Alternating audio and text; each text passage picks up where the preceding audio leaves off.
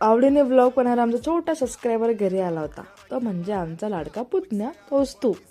आणि हो, year ending vlog करायची आठवणसुद्धा त्यानेच करून दिली आहे मला. आणि मग आम्ही गेलो होतो 31च्या सेलिब्रेशनसाठी. सो 31च्या आदल्या दिवशीच आम्ही सेलिब्रेशन केलं होतं.